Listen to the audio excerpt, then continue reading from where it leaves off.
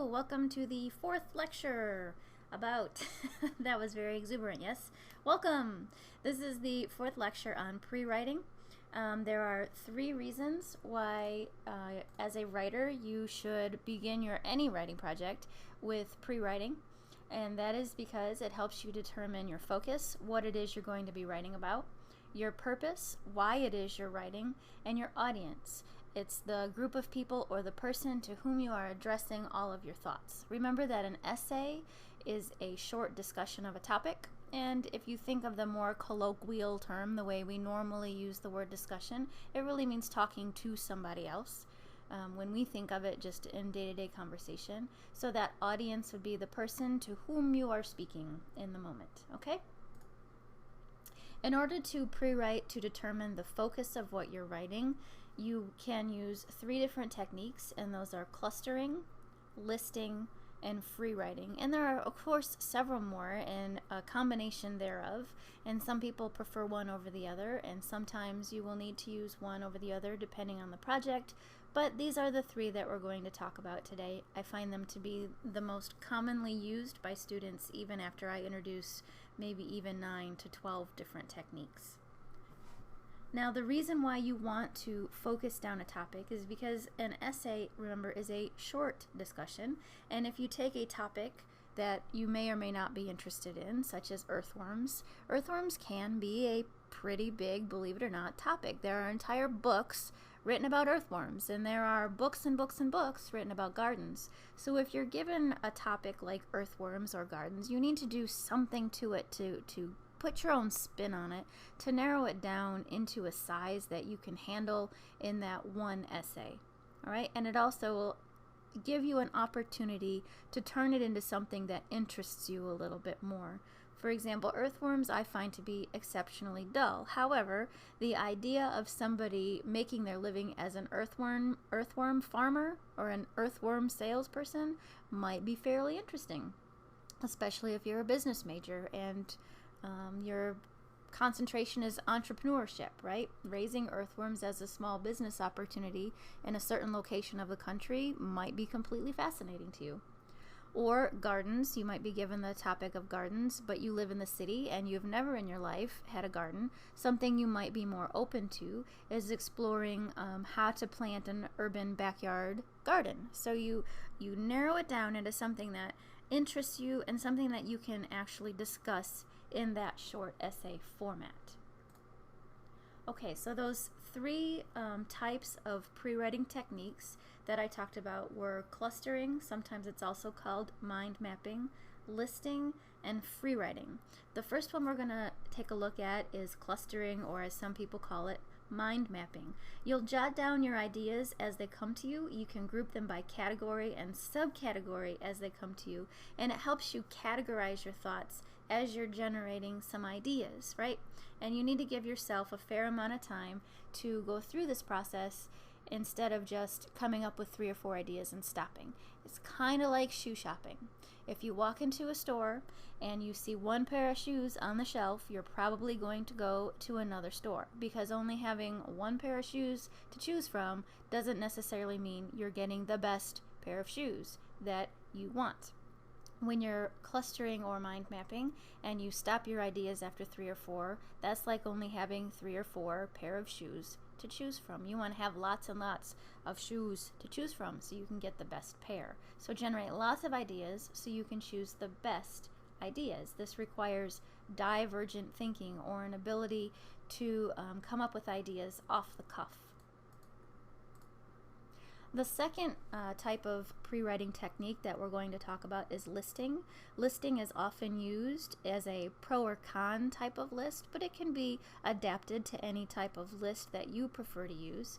I like to use listing when I'm completing an argumentative piece of writing where I need to think of shoulds or should nots or agrees or disagrees, or when I'm refuting someone else's claim.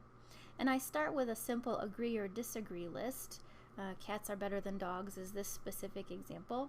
And then I would, at the end of that, draw a line from one idea to the other across the columns to say which one of the ideas on the left side actually directly refutes or speaks against an idea on the right hand side, and in this way I can make sure that I am arguing against the opposition's strongest claims. It always makes for a better argument, for a better essay, when you're actually addressing the strongest claims of the opposition, and this will help with that.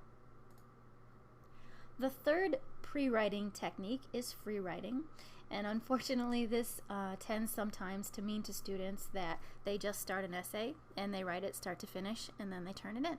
But this is not what free writing is for. Free writing is for generating ideas. And again, you have to give it a fair amount of time in order for it to work for you. So you take your pen or your pencil in your hand and you write without stopping for 15 minutes. Even if you have nothing to say or you can't think of anything to put down about your topic, just write, I don't have anything to say about this boring topic, until something pops into your head. The activity between your brain and your hand will begin if you use this technique over and over. It will begin when you start to move your hand. You'll start to come up with ideas. It's like magic, right? It's a wonderful technique to get into practice with. All right, then when you're finished with your free writing, you choose the sentence or the idea that's most interesting to you and you start all over again. And in this way, you're narrowing down a big topic into a smaller topic that you can discuss in one essay. So that was pre-writing to determine your focus. Now when you're pre-writing to determine your purpose, this is when you're going to choose the mode of your essay. What is it you're trying to do? And there are 4 modes of communication. There's the expository mode, the narrative mode, the persuasive or argumentative mode, and then there's also the descriptive mode. And in an expository essay, you're going to explain, inform, or instruct. You're not going to argue, right? You're not going to argue that somebody do something or believe something. You're simply giving information. To narrate is to tell a story, and this often works if the lesson you're trying to teach or an insight you're trying to share is quite personal to you.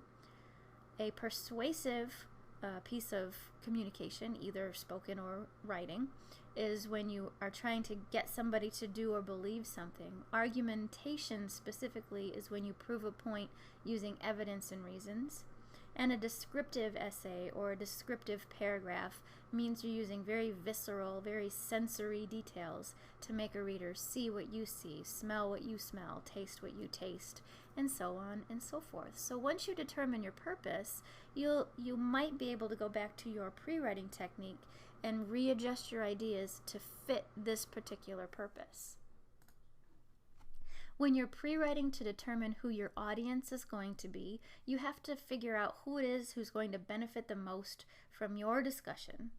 And if you are thinking of writing about an earthworm farm for earthworm farmers, the information you provide is going to be very different than if you're providing information to parents who want to give their kids something to do over the summer, how to raise earthworms. Right? It's a very different set of expectations on the part of the audience. So once you determine who your audience is, you can really focus on what those particular people need to know and how you can keep their interest throughout the entire discussion. So all in all, what pre-writing is really doing is it's offering you choices and it's making you make choices so that your writing can be as streamlined and effective and efficient as possible. So if we go back to that earthworm example, raising earthworms as a business opportunity, an essay to inform middle school students about how to start that type of business will be very different from a proposal to persuade a bank to give you a loan to start this business.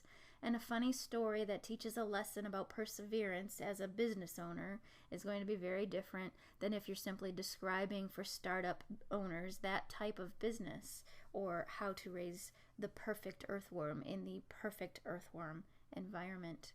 So there are many, many ways you can consider writing about a dull topic when you're given a topic or something you might be given at work as a report, like earthworms, so that the topic matters more to you, the writer. And when it matters more to you, that feeling of excitement and exuberance about your own discussion will carry over to your particular audience.